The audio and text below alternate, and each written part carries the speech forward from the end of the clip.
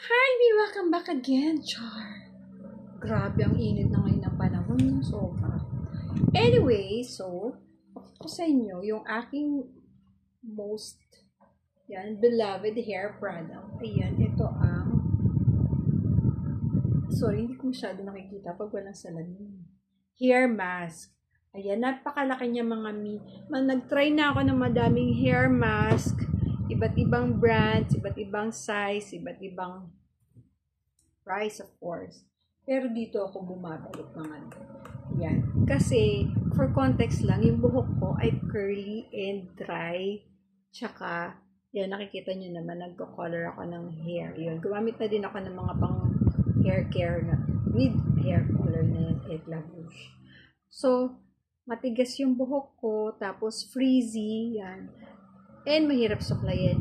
Okay na yung matigas tsaka frizzy kasi given na kulot nga medyo nasa ganun talaga yung mga texture ng kulot. Sa akin well, ganun. Tapos, gusto ko yung madaling suklayin kasi naiinip talaga ako pag medyo mahirap suklayin. And ito na, yan. Pag ito ginamit ko as a conditioner, araw-araw ko siyang ginagamit. Okay? Araw-araw. After tuloy. Siyempre sa bath time yan. Pinababad ko lang siya ng mga 3 to 5 minutes after my shampoo. Tapos rinse na. And masasabi ko talaga pag sinuklay niyo yung buhok niyo, napaka-soft and napaka-bango. Yun. And smooth siya smooth. Nawawala yung pagkagaspang texture niya.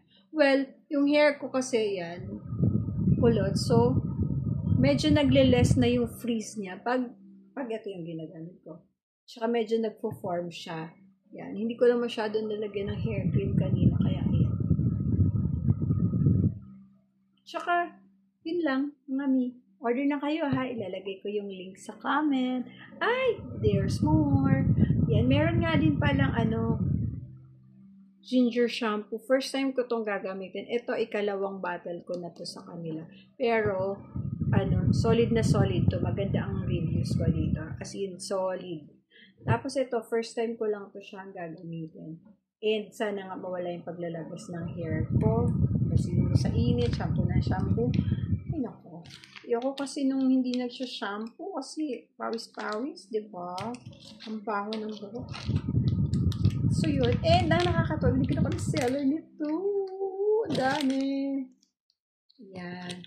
So, ilalagay ko na yung link sa comment. Mga mami ha, mag-check out din kayo. I-try nyo na tong product na to. Highly recommended ko siya. O siya mga mami, get yours now.